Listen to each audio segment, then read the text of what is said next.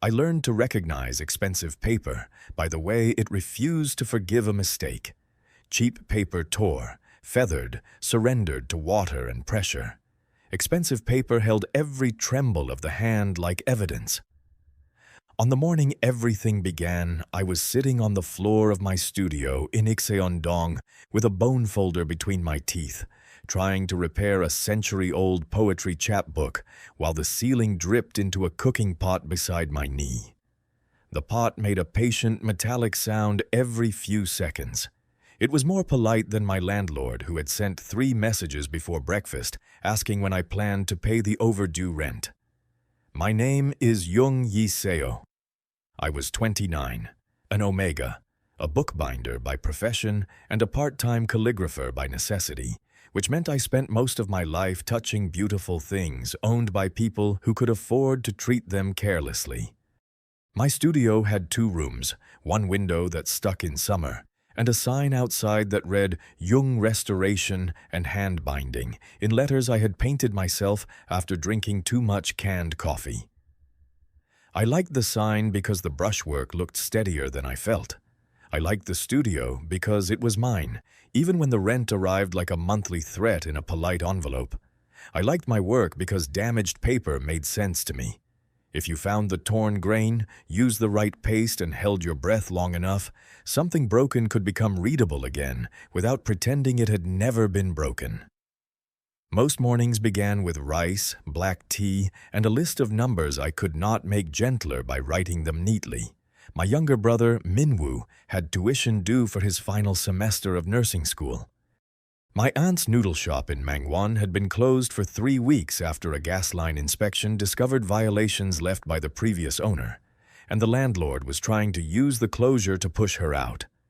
My father had died 5 years earlier with apologies in his mouth and debts in places he had hidden from us.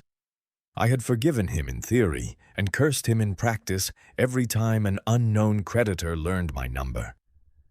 The biggest debt had recently been bought by a lending company with a clean website, 2 smiling models in the banner, and men who wore gloves when they visited. They had stopped by my aunt's shop twice. The second time, one of them had turned over every chair before leaving them in a neat row by the door. That kind of neatness frightened me more than anger. I was not heroic about any of this. I cried in bathrooms, lied to my brother about how much sleep I got, and once ate convenience store kimbap for 8 straight meals because I had convinced myself it counted as variety if I alternated tuna and vegetables. But I kept receipts, read contracts, documented threats, and did not make promises I could not keep. There was a dignity in that, or at least there was a habit that resembled dignity when viewed from a forgiving distance. My best friend, Bai Na-kyung, called it my widow in a historical drama face, even though I had never been married and she had no respect for serious suffering before noon. Na-kyung was a beta costume designer who rented half a work table in my studio when her own room flooded the previous winter. She made stage clothes for small theaters, altered designer gowns for wealthy clients, and carried safety pins in her sleeves like a magician. She was blunt, loyal, and increasingly tired. A gallery owner named Lim Seok-jin had been financing her first costume exhibit, but his generosity had begun growing fingers. He wanted updates at midnight, dinners after fittings, gratitude in a tone she refused to use. She pretended she was managing him. I pretended I believed her. That Friday, I had 2 commissions due: a repaired family register for an old woman in Jongno, and place cards for a private engagement banquet at the Luminous Hotel. The place cards were the reason I ironed my least wrinkled shirt at 5 in the afternoon and tried to make my hair look deliberate. Rich people liked handwritten names at private dinners because a machine could print status, but ink made it seem ancestral. I had been hired through a planner who underpaid on time, which I had learned to respect. The job was simple. I would sit near the service corridor, write names on thick cream cards, correct last-minute seating changes, and disappear before the guests stopped pretending to enjoy speeches. I had done dozens of such events. I knew how to lower my gaze without looking submissive, how to smile without inviting conversation, how to carry myself so that staff recognized me as working and guests recognized me as temporary. Na-kyung arrived as I was packing the nibs. She had a measuring tape around her neck and a silk jacket over one arm, though she had no reason to be carrying silk near wet glue. "You're wearing the blue shirt," she said. "It has all its buttons." A high standard for romance. I'm not going there for romance. You're going to a private engagement banquet full of people who think feelings are a tax strategy. Romance would die at the coat check. She leaned her hip against my table and looked at the drip pot. Landlord again? Ceiling or messages? Yes. I showed her the latest text. She read it, made a face, and handed back my phone as if it had a rash. "Do you want me to call him?" "You'll threaten him with scissors." "I'll imply scissors." There's a legal distinction. I laughed because it was easier than admitting that I had begun calculating which tools I could sell if the banquet payment was late. Na-kyung watched me with the expression she used when a seam was about to split. She knew my pride well enough not to offer money she did not have. Instead, she picked up one of the blank place cards and turned it between her fingers. "At least steal one expensive dinner roll." I am a professional. Professionals steal too. The luminous hotel occupied the upper floors of a glass tower near the river, where even the elevators moved as if they had been trained in etiquette. By 7, I was installed behind a lacquered screen near the banquet hall entrance, writing names while servers carried trays of champagne past me. The engagement was not exactly an engagement, according to the planner who whispered while checking her tablet. It was a pre-alliance dinner between the Seo family and the Che family. The wording mattered. People in those circles did not marry. They aligned, consolidated, merged, and occasionally produced children as evidence of successful negotiations.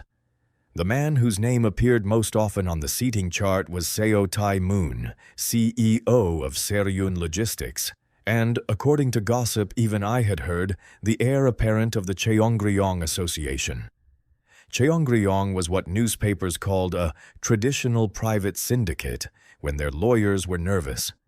Everyone else called them criminals when no one important was listening. I saw Seo Tae-moon for the first time through the space between the lacquered screen and a pillar covered in white orchids. He was tall in a black suit with no visible ornament except a watch so thin it looked like a blade. His hair was combed back from a face that seemed built for rooms where no one raised their voice. He did not look angry. He looked prepared. There is a difference. Angry men spend energy. Prepared men make other people spend it for them. Around him, guests adjusted themselves. Shoulders straightened, glasses lowered, laughter became slimmer. Beside him stood Chai Il-seok, another alpha and the public face of Chai capital, smiling with practiced ease. Chai was handsome in the way advertisements for imported cars are handsome. Polished, expensive, and designed to suggest speed without ever showing a road. He touched Tae-moon's sleeve twice while speaking. Tae-moon did not move away, but he also did not look at the hand. The seating crisis arrived at 7:38. A politician's wife refused to sit near a prosecutor. An aunt claimed an allergy to lilies after posing beneath them for photos. And someone had added a last-minute guest named Jung Yi-seo to table 3. I stared at the card the planner shoved toward me. "This is my name," I said.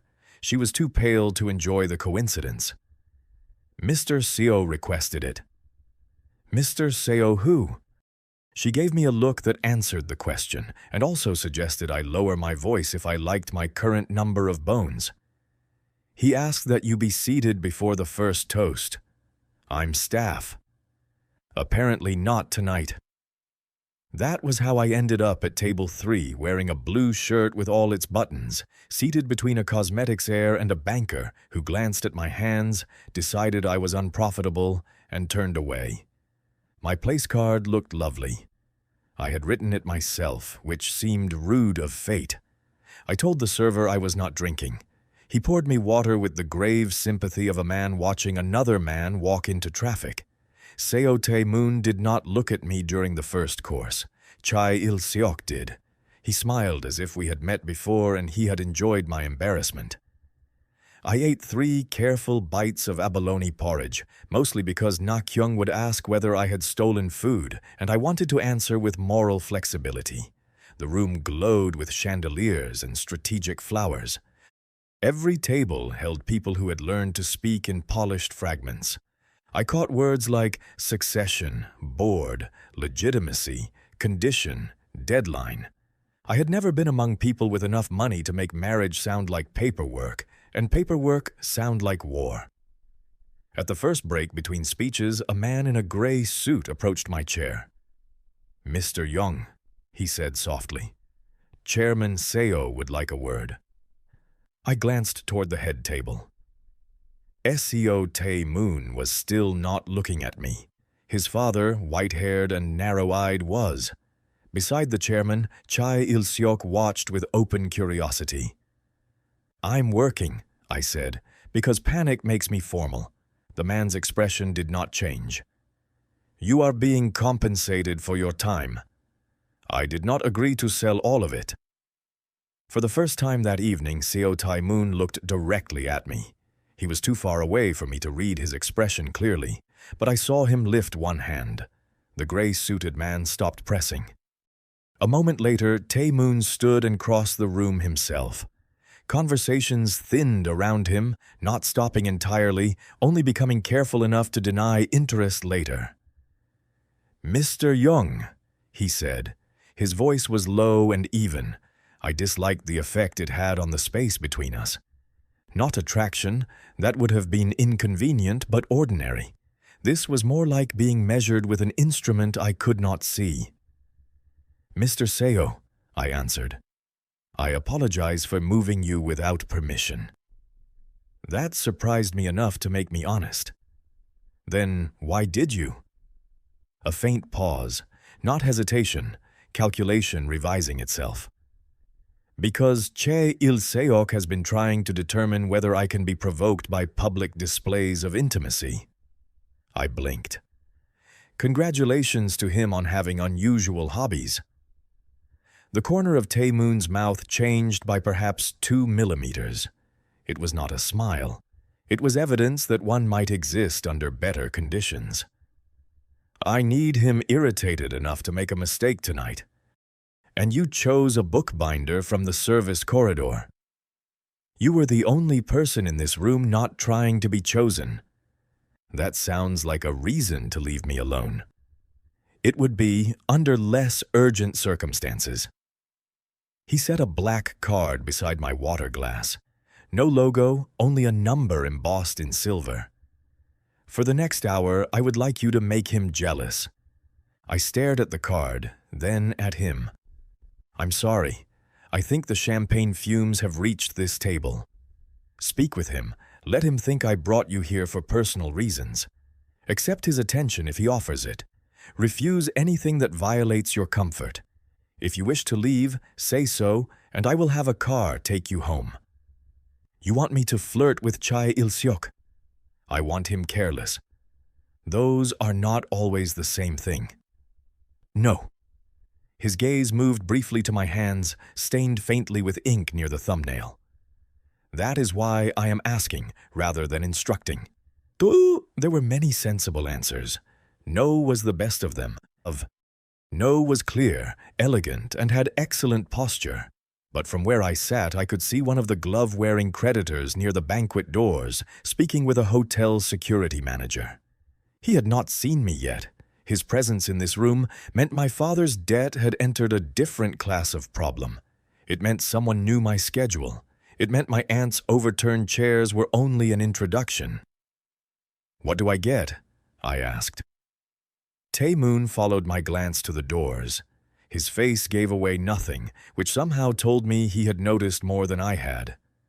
"For 1 hour? Enough money to cover your rent for 3 months. For making a rich alpha jealous at dinner? For assuming risk I created? At least he did not pretend otherwise. Then I picked up the black card, felt the weight of it, then put it in my pocket. I don't touch people without permission. Nor do I. I don't lie about affection convincingly. You are not required to be convincing to everyone. Only to Cha Il-seok, he meant. Perhaps to the room, perhaps to himself. I should have refused then because there was a cold arrogance in believing an unknown omega could be inserted into a power game like a new card in a rigged deck. But there was also the creditor at the door, and my aunt's shuttered shop, and Minwoo's tuition notice folded in my wallet until the crease had softened from being touched. Clear eyes, I told myself, were not the same as clean hands. Cha Il-seok approached before the dessert wine. He leaned on the back of the empty chair beside me with a smile designed to include the audience. "Mr. Jung, is it? I don't think we've met." "We haven't." "Then Tae-moon has been keeping secrets." I looked toward Seo Tae-moon. He stood near the windows speaking with his father. His gaze did not move, but I knew he was listening. He seems like a man with storage space for them. Che laughed. People nearby noticed. "And what does he store you as?" "A temporary inconvenience." This time Che's amusement sharpened. He sat. "That sounds like him. How did you two meet?" "Through paper." "Romantic?" "Usually dusty." He asked questions with skill. Not crude, not obvious. He wanted to know whether I was paid, indebted, angry, flattered, frightened. I answered with enough truth to make the lies difficult to separate. I said I owned a restoration studio. I said I had written the place cards. I said Seo Tae-moon had excellent taste in paper and questionable manners. Che enjoyed that last part. He leaned closer, lowered his voice, and asked whether Tae-moon had sent gifts yet. "Only confusion," I said. "A poor opening move." "Perhaps he prefers endings." Across the room, Tae-moon finally turned his head. His expression remained composed, but the hand at his side flexed once before becoming still. The gesture was small enough to be deniable and precise enough to stay with me. Che saw it too. His smile widened. "Would you like to step out to the terrace?" Che asked. "The orchids in here are beginning to look threatened." I should have said no. The hour was almost over. I had done enough. But then the glove-wearing creditor noticed me. Recognition moved across his face like a curtain being drawn back. He started toward our table. "Yes," I told Che. "Fresh air sounds useful." The terrace was glass-walled and heated, overlooking the river in a scatter of reflected lights. Che offered his arm. I did not take it. He seemed more pleased by the refusal than he would have been by compliance. "You're wasted on Tae-moon," he said. "I'm not on anyone." "For now." "That sounded less charming than you intended." He laughed again, but there was impatience beneath it now. "Does he know about your father's debt?" The cold that moved through me had nothing to do with winter air pressing against the glass. I don't discuss my family with strangers. Wise, families become leverage quickly. He touched the railing beside my hand. Not touching me, but close enough to make a point. "If Tae-moon brought you here, he already knows. If he knows, he intends to use it. You should consider whether a kinder patron might suit you." "I'm not shopping for owners." "Everyone in this building has one." The terrace door opened before I could answer. Seo Tae-moon stepped out alone. He did not rush. That was the unnerving part. His pace was unhurried, his face calm, and yet Che's fingers lifted from the railing as if distance had been ordered. "Tae-moon," Che said warmly, "you told him to entertain me. Don't interrupt when he succeeds." "I told him to speak with you," Tae-moon said, "not to be cornered." How possessive for a temporary inconvenience. The phrase landed because it was mine.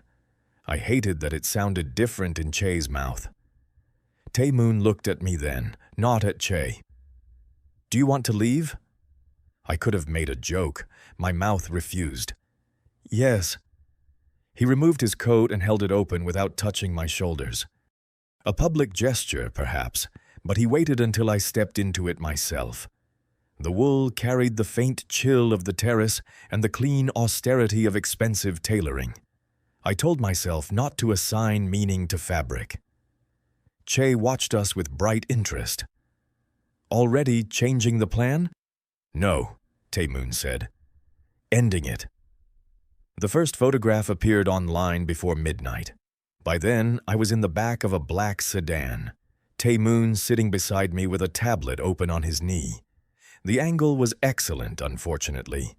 It showed me in his coat, turning from Che toward him, the river behind us, and the banquet light making the scene look intentional.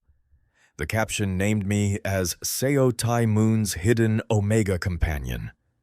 A second post suggested I had caused tension between Seryun and Che Capital. A third included my studio address. That was the one that made Tae-moon close the tablet. "I will have it removed," he said. "You can remove the internet?" "The parts that matter tonight." How efficient. My hands were steady on my lap because I had folded them so tightly the knuckles hurt. Was this the mistake you wanted him to make? No. Then congratulations, we improvised.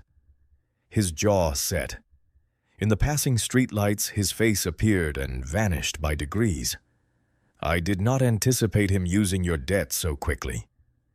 "You knew about it?" "Yes." I turned to him. "Before you moved me to the table?" "Yes." The answer was so clean it felt indecent. I almost preferred excuses. "Did you choose me because of it?" "I noticed you because you were working. I investigated because my father's creditor was in the room. I involved you because Che had been watching you after he learned the same information." "That is not as comforting as you may think." "I know. Do you?" His eyes remained on the road ahead. "I know I made a decision with your life in it before you understood the board.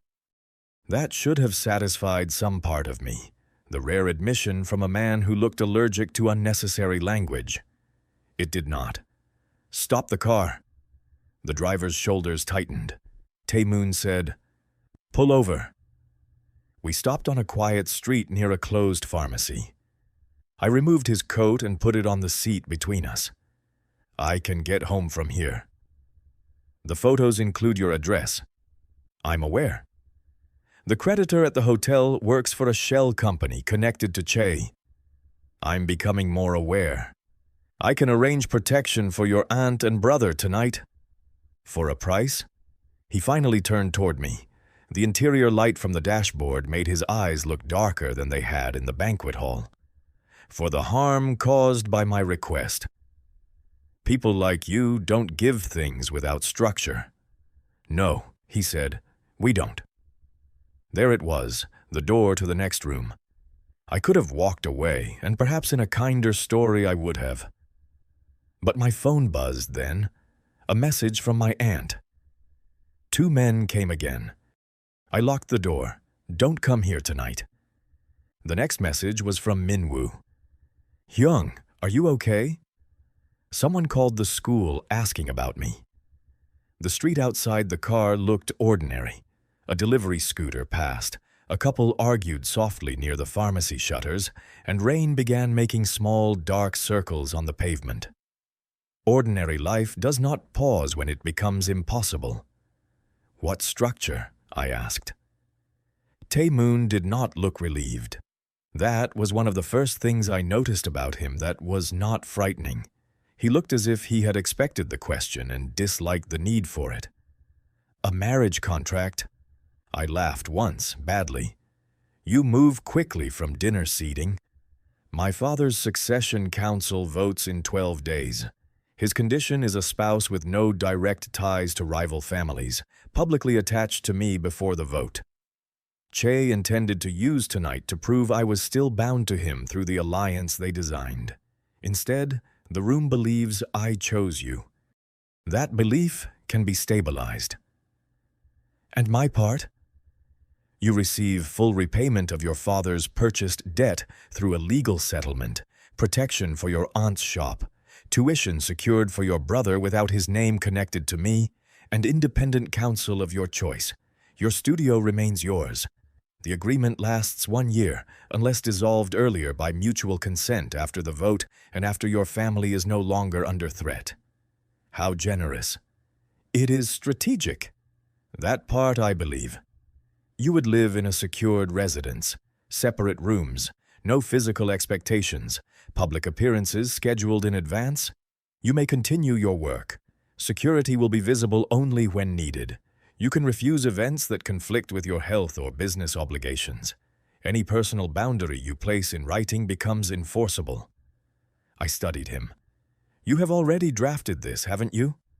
A version. For whom? The pause was brief, but for Tae-moon I would learn, a brief pause could contain an entire locked room. Someone who refused. Smart person. Yes. I should have asked more. I should have demanded names, histories, the full shape of the trap. Instead, I thought of my aunt sitting in the dark behind her locked shop door. I thought of Minwoo, who believed stubbornness was a family virtue because I had accidentally raised him that way. I thought of Na-kyung pretending not to be afraid of a patron who thought funding made him entitled to her time. I thought of my studio sign in the rain, the letters I had painted by hand, and how easy it would be for men with gloves to break the glass. I won't sign anything tonight, I said. Good. That startled me. Good. You're angry, you should be. He picked up his coat but did not put it back around me. He placed it on his own lap, respecting the line I had drawn even though I was cold enough to regret drawing it. Tonight I will send security to your aunt and brother. Tomorrow you choose a lawyer. After that, you decide whether the structure protects you or cages you. And if I refuse, I still remove Che's men from your family's immediate reach. Why? Because I made him look at you. It was the first answer he gave that did not sound like a clause.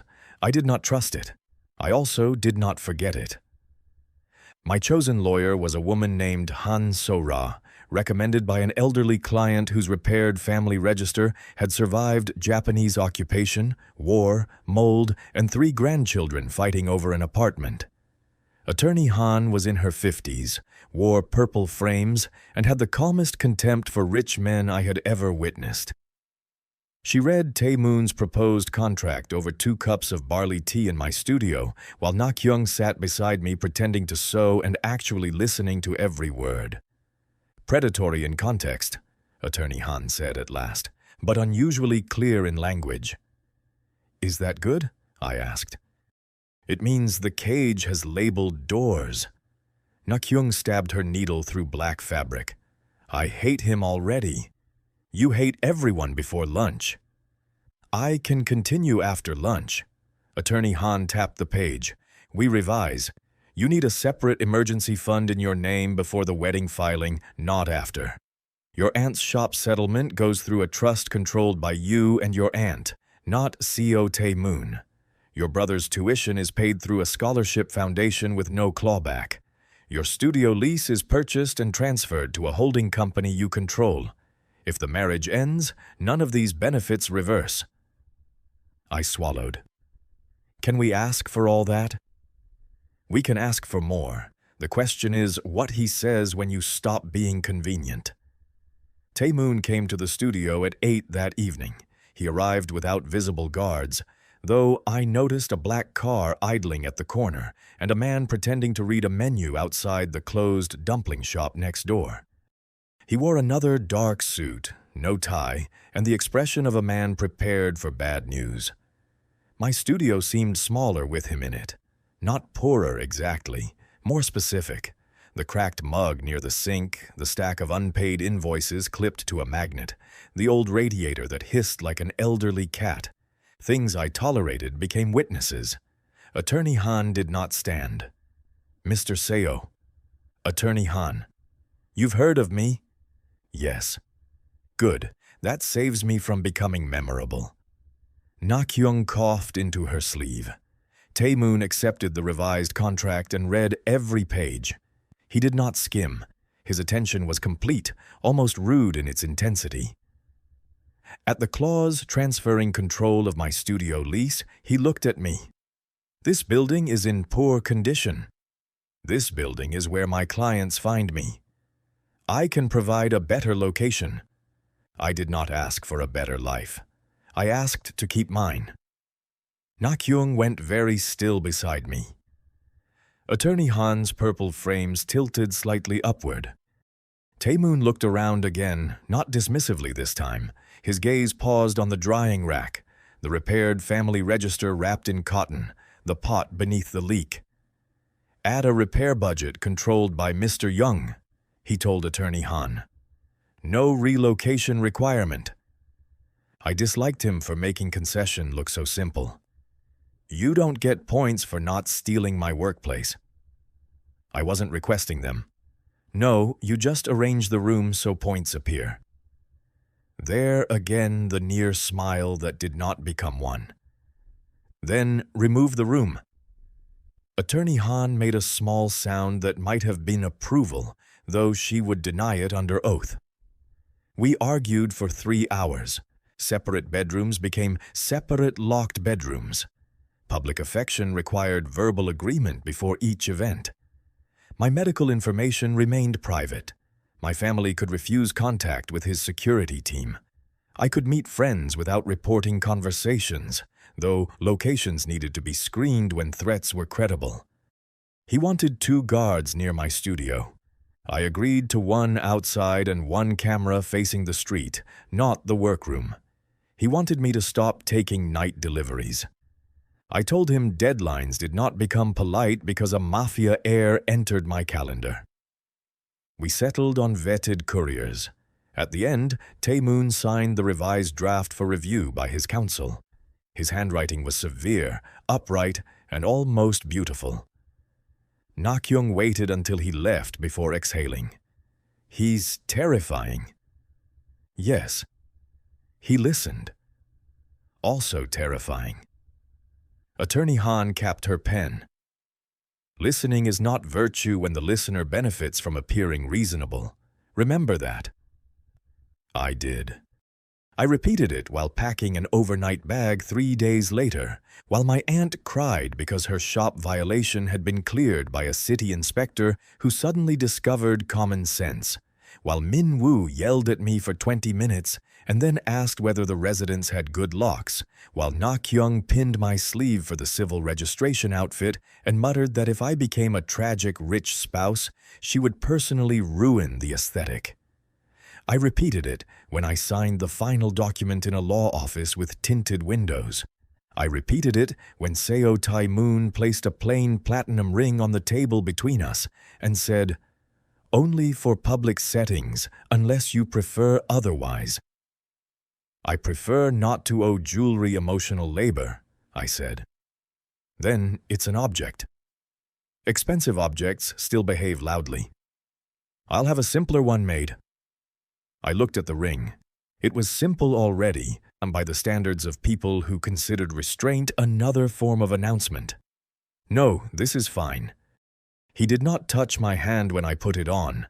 He watched my face, perhaps to see whether I would flinch. I did not. The metal was cool and slightly loose. I curled my fingers once and reminded myself that a ring was also a circle drawn around empty space. The residence was not a mansion. That was what I told Na-kyung on the phone from the entrance hall while staring at enough marble to discourage honesty. It was a penthouse in Hanam with a private elevator, heated floors, a view of the river, and a kitchen designed by someone who had never spilled soy sauce at midnight. My room was at the end of a corridor, large enough to contain my entire studio twice over. Tae-moon showed me the lock, the secondary latch, the intercom, and the panic button hidden beneath the bedside table. "Does every spouse receive a panic button?" I asked. No. Lucky me. He stood near the door, hands behind his back. The staff will not enter without your permission. Meals can be sent up or ignored. If you want items from your studio, make a list. I'm going to work tomorrow. His face tightened by a fraction. The press may still be outside. Then they can learn about book restoration. Mr. Jung Yi-seo, I said before thinking. He stopped. If we're married on paper, hearing Mr. Jung in the hallway will make the staff think we're negotiating a hostage release. Yi-seo, he said carefully, as if the syllables had edges. The first week is volatile. My clients' books don't know that. I can have the work brought here. And I can have your board meetings brought to my studio. We will both be uncomfortable and equally inefficient. For several seconds, he said nothing. The old version of his silence would have felt like a wall. This one felt more like a machine asked to process a language it had not been built to value. You'll take a driver, he said. I take the subway. Not this week. One driver. No one walks me inside. No one speaks to my clients unless there is actual danger. No one touches my tools. Agreed. Say it with less pain. This time the near smile arrived properly, though briefly. It changed his face less than it changed the room. Agreed, he repeated. The first days of marriage were not romantic. They were logistical. I learned the elevator required a fingerprint. I learned the housekeeper, Mrs. Yang, could communicate disapproval through fruit placement. I learned Tae-moon left for work before 7 and returned after 10, unless the family summoned him, in which case he returned with a stillness that made the security staff avoid direct questions. I learned that reporters preferred my left side because the ring photographed better from that angle.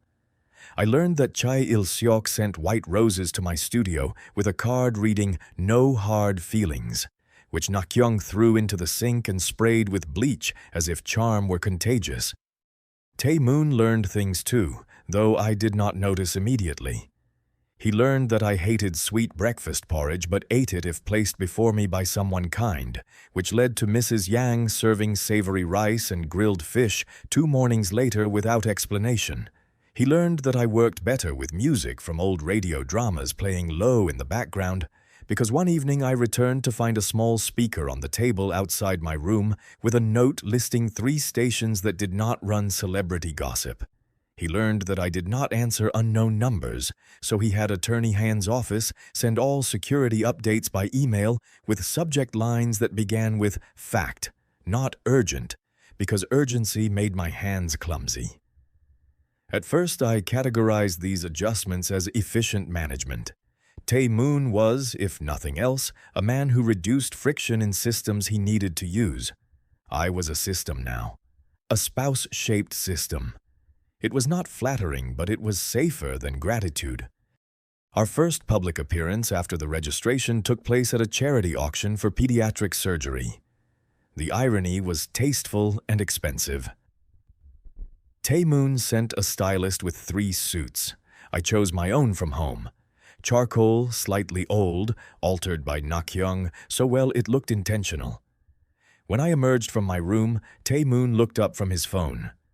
The stylist's options were unsuitable. They were beautiful. That isn't an answer. They made me look like someone grateful to have been polished. He slid the phone into his pocket. And that one?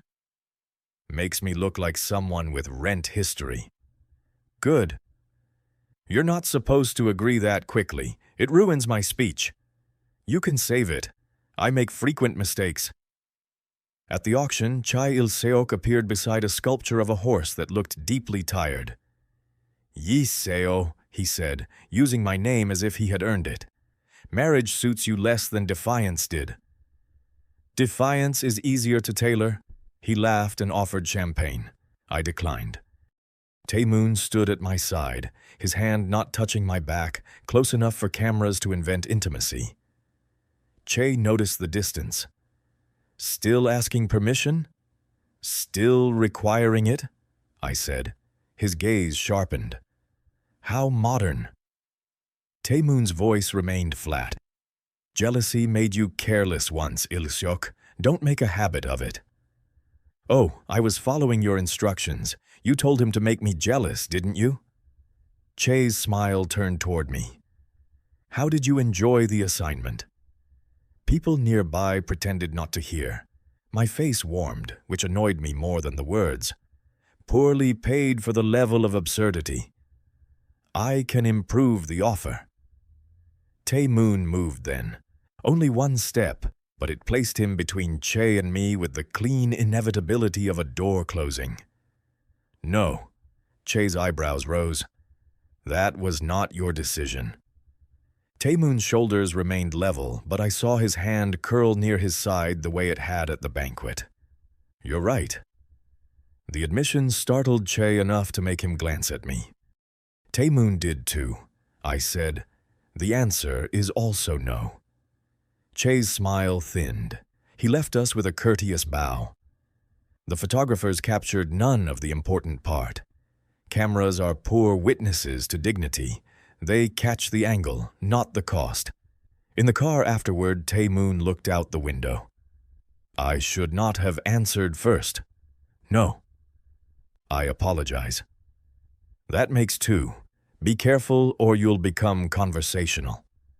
He turned, and for a second the tiredness beneath his composure was visible.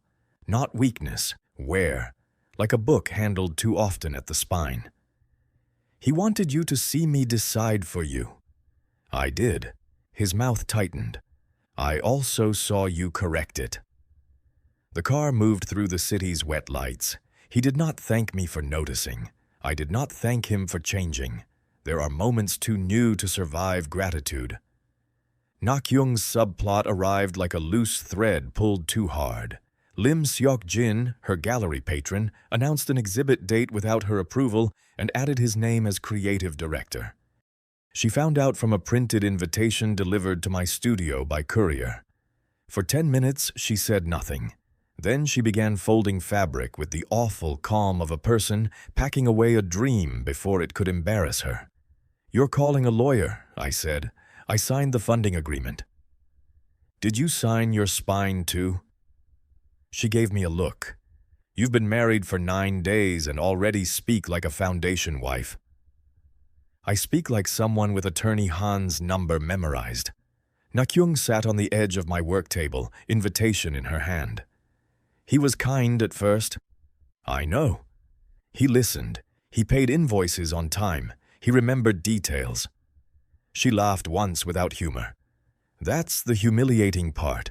I mistook being noticed for being respected. The sentence lodged in me. That evening in the penthouse, I watched Tae-moon place a bowl of sliced pear near my tea because I had coughed twice during dinner. Being noticed, I thought, was not proof of respect. Predators noticed. Collectors noticed. Creditors noticed. The difference had to be in what they did with the information. What is it? Tae-moon asked. I picked up a slice of pear. Nak-young's patron is trying to take over her exhibit. Name? No. He set down his chopsticks. I didn't ask to interfere. You asked for a name in the tone of a man who owns consequences. A pause. Fair. She needs options, not a rescue that becomes another debt. I can send Attorney Han a list of arts contract specialists with no connection to me. She can choose whether to use them. I looked at him carefully. You're learning. I have staff who prepare briefings. Don't ruin it. His gaze lowered to the pair, then back to me. I am trying not to. That was another sentence I did not know where to put. It was too small to be a declaration and too exposed to be strategy. I carried it to bed like an object found in a coat pocket, wondering who had left it there and whether returning it would be rude. The first real argument happened because of my studio. A reporter bribed the courier and tried to enter with a fake delivery. My security guard stopped him outside, but the scene frightened a client badly enough that she took back her manuscript unrepaired. When I returned to the penthouse, Tae-moon was waiting in the living room with 2 members of his security team and a printed incident report on the table. "You're suspending studio visits for 2 weeks," he said. I dropped my bag onto a chair. "Am I?" "Yes." "No." The guards studied the floor with professional devotion. Tae-moon dismissed them with one glance.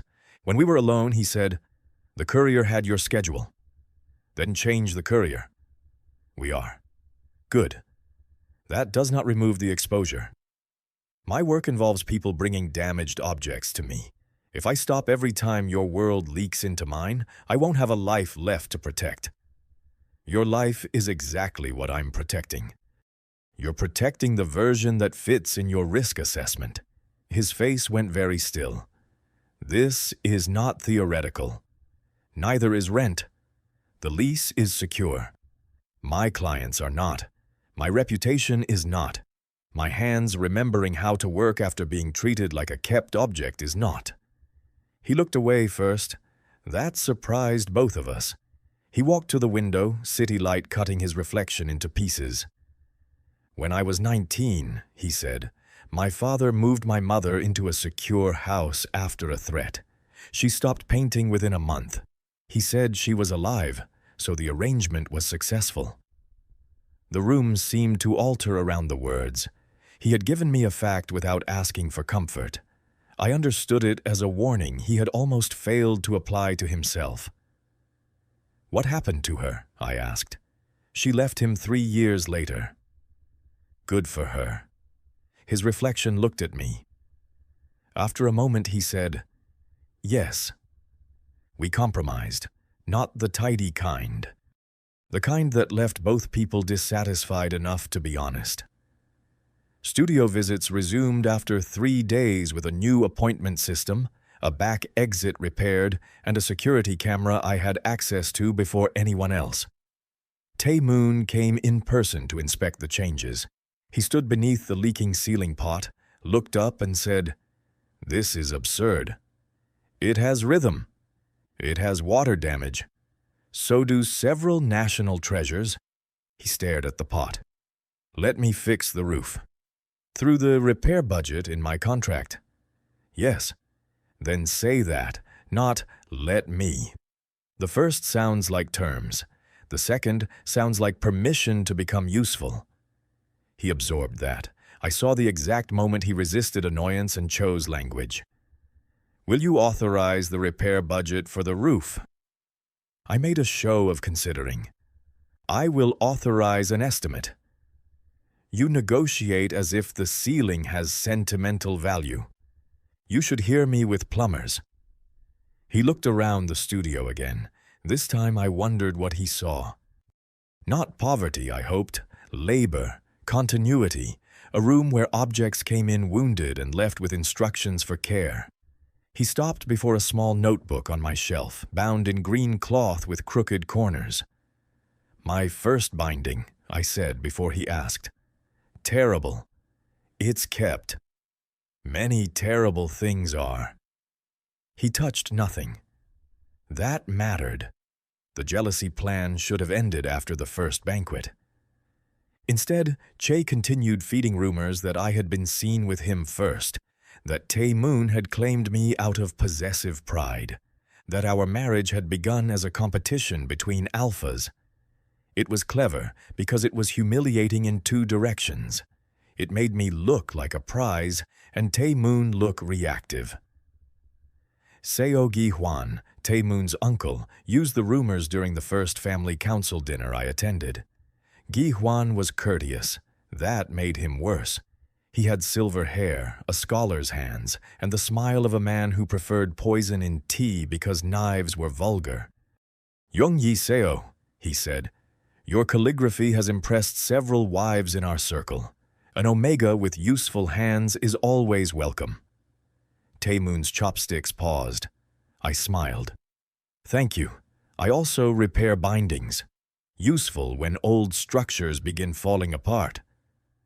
One of the younger cousins coughed into his napkin. Gi-hwan's smile deepened. Sharp. Tae-moon chose entertainment after all. He chose a spouse, Chairman Seo said from the head of the table. Tae-moon's father had the kind of authority that made warmth seem like a rumor from another family. Whether the choice has weight remains under observation. I knew my role, calm, loyal, decorative in a restrained way. Attorney Han had drilled me for 2 hours. Do not volunteer. Do not spar for ego. Do not accept implied ownership. I folded my hands under the table and felt the ring press against my finger. Che arrived halfway through dinner, uninvited by Tae-moon and welcomed by everyone else. He brought a bottle of wine older than my studio lease and sat opposite me. Yi-seo, he said, you look well protected. I've always preferred well paid. Tae-moon exhaled through his nose. It might have been warning. It might have been laughter disguised for survival. Che poured wine he did not drink. Tae-moon, you should ask your husband to charm me again. It worked beautifully last time. The table quieted by degrees.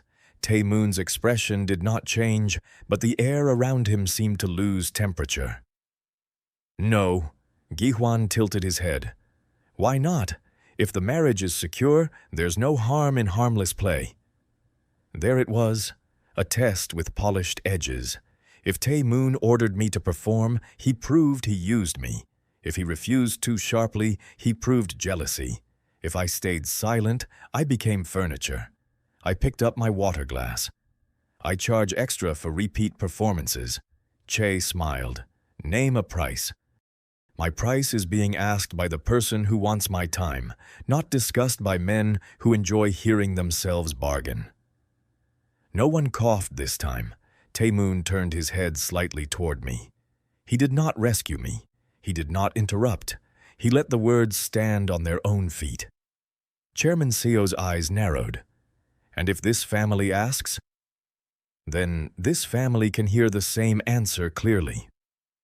My voice did not shake. I was proud of that later. At the time, I was too busy wondering whether I had shortened my life. No. The dinner continued, because wealthy people can digest insult if the tableware is expensive enough. In the car afterward, Tae-moon said nothing for nearly 10 minutes. I watched the city pass and tried not to replay every sentence with improved cowardice. Finally, he said, "You should not have had to do that." No, I wanted to answer. I know. I didn't. I know that too. His hands rested on his knees, open and still. It was difficult. For you? Yes. The admission was dry as a legal stamp, and still it warmed some foolish corner of me I had not given permission to respond. Good, I said. Practice usually is.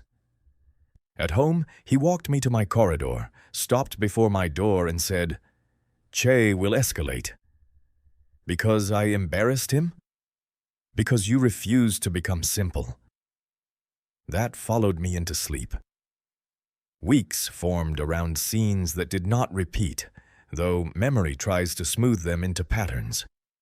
There was the morning Min-woo came to the penthouse furious, wearing his nursing school jacket and the expression of a younger brother preparing to hate my husband on principle. Tae-moon served him tea himself, answered every hostile question without flinching, and then left us alone after Min-woo said, "I didn't come to be managed." Later, my brother admitted grudgingly that the man listened like a doctor taking vitals, which was the highest praise he gave any alpha who was not fictional. There was the afternoon Na-kyung's patron tried to lock her out of the exhibit space. The arts lawyer, Attorney Han, had selected filed an injunction before dinner.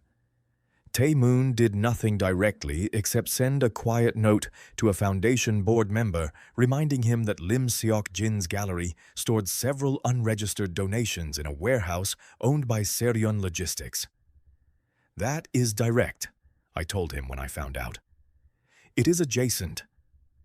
It is blackmail wearing cufflinks. It is leverage she can refuse to use. She did use it. Then I misjudged her tolerance. Nak-young, informed later, said, "Tell your terrifying husband his cufflinks have taste." She won the right to remove Lim's name from the exhibit and postponed the opening by a month. The first time I saw her laugh freely afterward, on my studio floor surrounded by unfinished sleeves, I understood that freedom often arrived looking exhausted rather than triumphant. There was the evening I found Tae-moon in the kitchen at 1 in the morning, sleeves rolled, attempting to cut an apple into slices so uneven they suggested personal conflict. Mrs. Yang had gone to Busan for her daughter's birth. I had skipped dinner after working late on a water-damaged atlas. Tae-moon did not ask why I was awake. He pushed the plate toward me. "You're bad at this," I said. "Yes." "Did the apple threaten your succession?" "It resisted symmetry." I laughed before I could stop myself. The sound surprised us both. He looked down at the knife, then placed it carefully away from the edge of the counter, as if laughter required a safer room. We ate the uneven apple standing under the kitchen light. Nothing changed in any dramatic sense. No music swelled, no confession arrived. But afterward, when I returned to my room, the apartment felt less like a facility designed for my protection and more like a place where two tired people had failed at fruit. The emotional turn came in the old archive beneath Seryun's headquarters. I went there because of a ledger.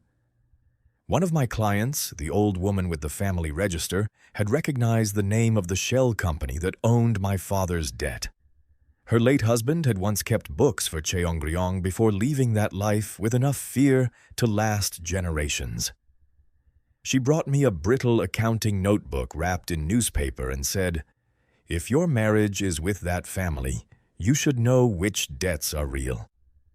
The notebook suggested my father's largest loan had been inflated after his death and purchased through a chain connected not to Chai, as Tae-moon believed, but to Seo Gi-hwan.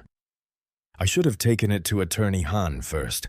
Instead, I called Tae-moon's assistant, Jo Ha-yeon, and asked where old Seryun shipping records were stored. Jo Ha-yeon was loyal to Tae-moon and suspicious of everyone else, including furniture. He met me at the archive door with an expression suggesting that if I touched anything valuable, he would apologize while stopping my pulse. Tae-moon arrived 20 minutes later.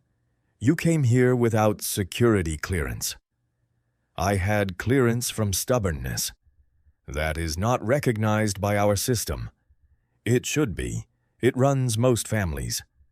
He looked at the ledger, then at the rows of gray boxes.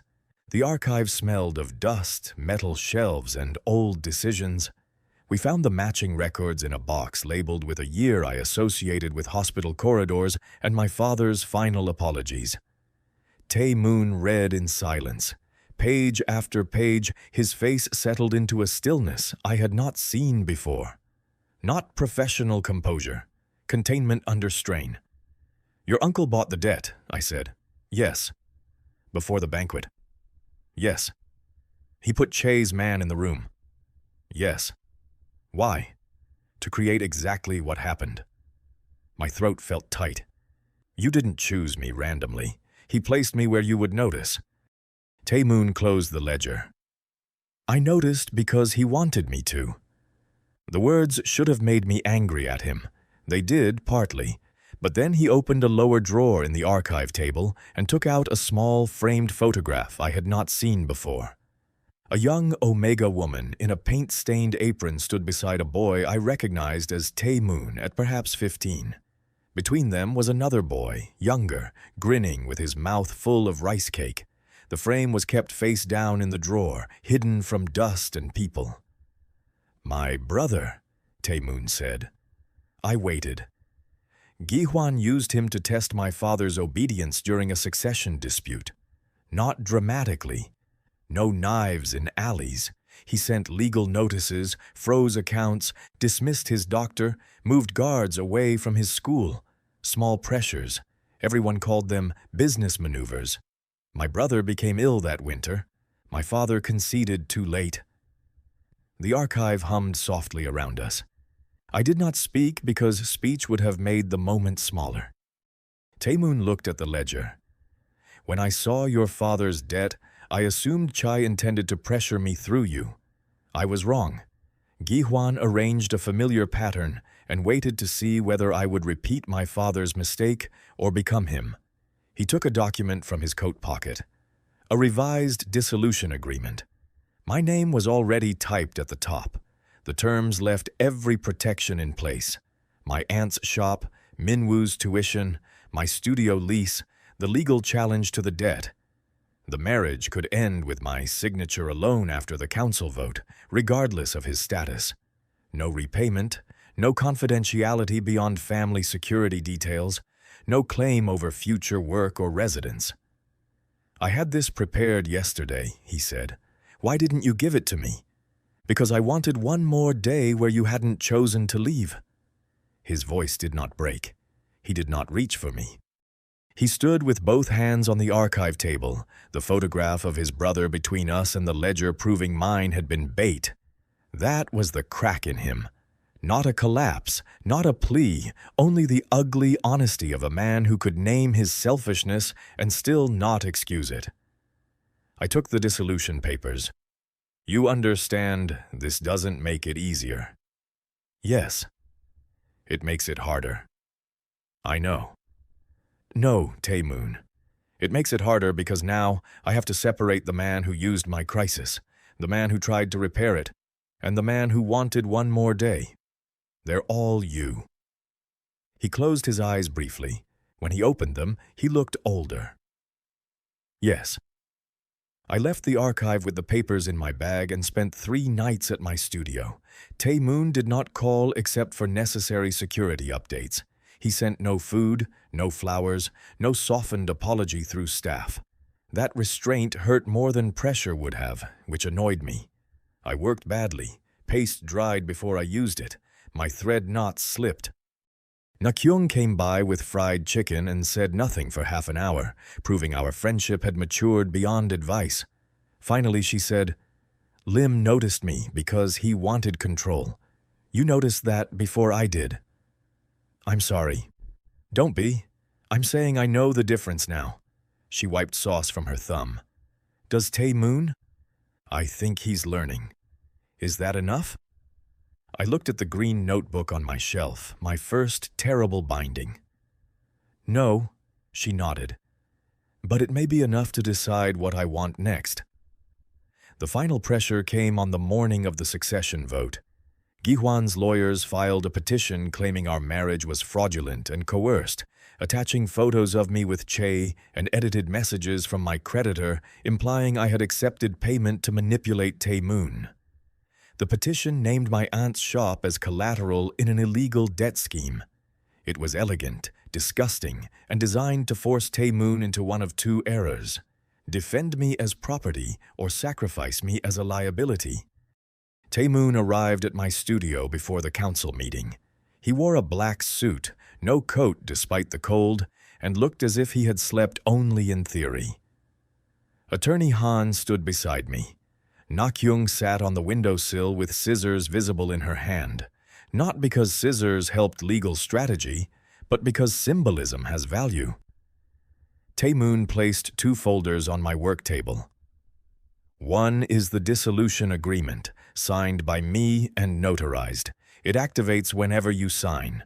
The second contains evidence against Gi-hwan, including the debt inflation and the creditor's connection to his office. I can submit it without your appearance. Attorney Han adjusted her glasses. And the downside? The council may call it a private family dispute and bury it. If Yi-seo speaks, they cannot. I looked at him. Are you asking me to?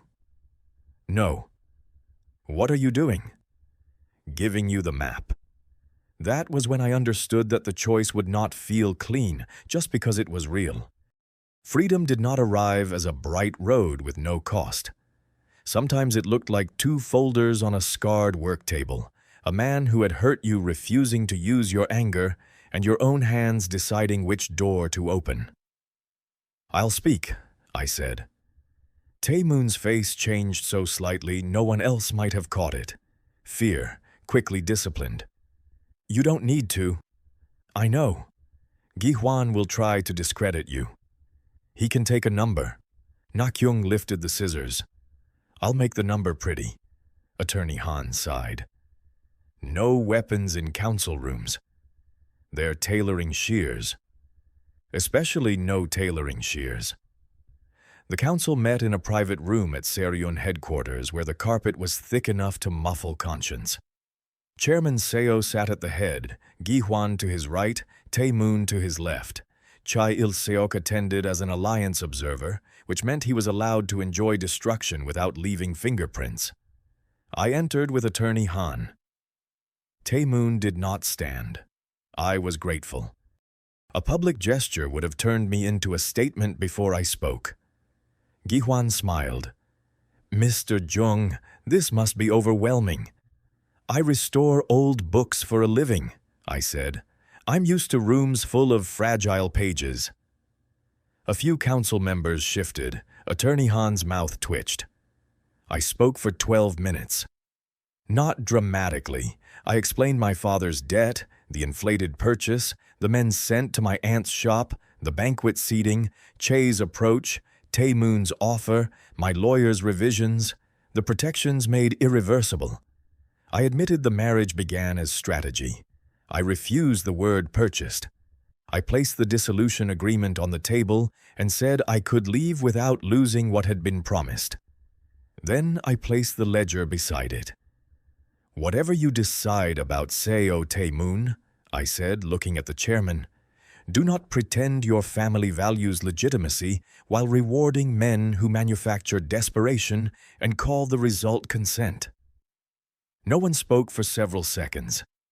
Che looked bored, which meant he was angry. Gi-hwan's smile remained, but one hand had closed around his pen. Chairman Seo picked up the ledger with the expression of a man discovering rot in a wall he had intended to sell. The vote did not become a victory scene. Real power rarely offers applause. The council delayed final succession by 30 days, suspended Gi-hwan's voting rights pending review, and ordered an internal audit. Tae-moon kept his position as acting heir, but lost immediate confirmation. Che Capital withdrew from the alliance talks with a statement about strategic recalibration, which made Na-kyung laugh so hard later she spilled coffee on a sleeve. In the hallway afterward, Tae-moon and I stood beside a window overlooking the river. People moved around us with urgent folders and frightened eyes. For once, neither of us belonged fully to the machinery. "You could have won today if you had let them believe I was yours to defend," I said. "Yes." "You didn't." "No." "Do you regret it?" He looked at the river. "I regret needing to learn it in front of you."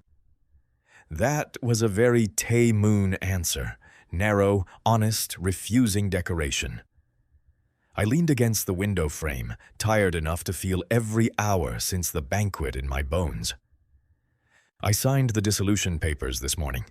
His face went blank. The old blankness, the survival one. "I see." "I gave them to Attorney Han. She's holding them." "Then you're free." "Yes." He nodded once. "Good." I almost laughed at how much that single word cost him. "Don't look so noble. It's irritating." His gaze returned to me. The hallway light caught the faint shadow under his eyes. "I don't feel noble." "What do you feel?" He considered the question as seriously as if I had asked him to restructure a company. "Afraid that if I answer poorly, you will think I am trying to turn honesty into a claim." "That is annoyingly thoughtful." "I have been practicing." The first time he had told me to make Che jealous, he had watched me like a variable. Later, when the jealousy worked too well, he had stepped between us and called it protection before he understood the arrogance inside the word. Now he stood with empty hands, no folder, no leverage, no ring requirement, and waited for me to decide whether the conversation continued.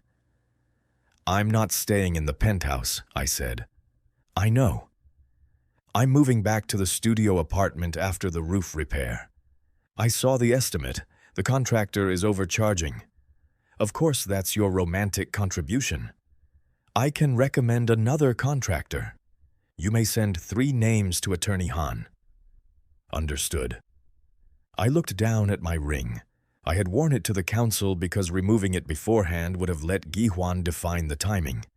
Now it sat on my finger as an object that had changed too many times. Prop, shield, weight, evidence. I took it off and held it out. Tae-moon did not take it immediately. You can keep it. I know. His fingers closed around the ring, carefully. Yi-seo. Yes? If you ever allow me to ask again, it will not be inside a contract. The words were plain. No poetry, no pressure. They made no demand of my future self. That was why I could answer. Start with dinner. He stared. Not tonight, I added. Tonight I'm eating fried chicken on my studio floor with Nakyung and pretending my life is normal. Tomorrow? Tomorrow I have a client at 7. The day after? Maybe. His hand closed around the ring in his palm, not hiding it, just holding what had ended. I can work with maybe. I'm sure you can build a department around it. The roof repair took 9 days. I moved back into the apartment above my studio with 3 boxes, 2 security cameras I had chosen myself, and a new kettle from Mrs. Yang, who claimed it was extra and therefore not a gift. Minwoo visited on Sundays and complained about the stairs. My aunt reopened her shop with a line out the door after Na-kyung designed a new awning in exchange for unlimited noodles. Na-kyung's exhibit finally opened in a small, independent gallery with her name alone on the wall. She wore a red suit and cried in the storage room for 4 minutes before returning to insult the lighting. Tae-moon attended quietly, bought nothing, and asked her 3 specific questions about sleeve construction that made her suspiciously pleased. Dinner with him happened on a Thursday at a small restaurant near my studio. No private room, no guards inside, no photographers, because Attorney Han had threatened 3 outlets with lawsuits sharp enough to cut glass. Tae-moon arrived 5 minutes early and waited outside in the cold rather than entering first and arranging the table. I noticed. I wished I did not notice everything. We were awkward. That helped. He asked about a manuscript repair. I asked about the audit. He said Gi-hwan had retired for health reasons, which in his family meant disgrace wrapped in medical stationery. Che had moved his attention to Busan. Minwoo had received a scholarship letter with no connection to Seryun. My aunt's trust paperwork was complete. Every benefit remained intact. Every door out stayed open. After dinner, he walked me to the studio. At the entrance, beneath my hand-painted sign, he said, "I don't know how to do this without making plans. Make small ones." "How small?" "Ask whether I'm free next week." "Are you free next week?" "No." He accepted that with such grave seriousness that I smiled. "Ask about the week after." "Are you free the week after?" "I might be." "May I see you then?" "Yes." That was how we began again. Slowly, inconveniently, with calendars and boundaries and the occasional argument over whether sending a driver in heavy rain counted as care or logistical aggression. Sometimes he failed. Sometimes I overcorrected, hearing ownership in offers that were only offers. We learned to apologize without making the apology a performance. He learned my studio's closing routine and never touched the light switches until I handed him a key months later. I learned that he hated pears, but kept buying them because of that first cough, and I told him love was not a fruit subscription. He stopped buying pears. Then, once, when I actually wanted one, he looked so betrayed by the reversal that I laughed until paste nearly dried on my brush. The dissolution papers remained with Attorney Han. The marriage registration stayed legally active until the audit ended, and the council confirmed Tae-moon's succession under revised conditions that removed the spouse requirement entirely. On the day that happened, he came to my studio with no entourage and placed the platinum ring on my work table beside the green notebook from my shelf. "I had it resized," he said. "For whom?" "For you if you want it. For the drawer if you don't." I picked up the ring. It no longer felt like a circle drawn around empty space. It felt like metal, shaped by pressure, resized after consequence. "No contract?" "No." "No conditions hidden in romantic stationery?" "I brought no stationery. I assumed you would judge it." "Correct." He stood on the customer side of my work table, where people brought me torn bindings and broken spines and hoped I would see possibility without lying about damage. I slid the ring onto my finger, then held up my hand between us. "Tae-moon," I said, "if you ever tell me to make someone jealous again, I'm charging by the minute." The smile came slowly this time. Not hidden, not large, but real enough to change the lines beside his mouth. "I couldn't afford it." "You absolutely could. Not the consequences." Outside, rain began tapping against the newly repaired roof, and for the first time since I had opened the studio, no pot answered from the floor. I picked up my brush, dipped it in ink, and wrote his name on a scrap of expensive paper that would hold the evidence of my hand. The first stroke came out slightly crooked. Tae-moon looked at it, then at me, waiting as if every repaired thing deserved time to decide what shape it wanted next. I did not tear the paper. I wrote my name beneath his, close enough for the ink to share the same margin, and left the page on the table between us while the rain kept falling where it belonged.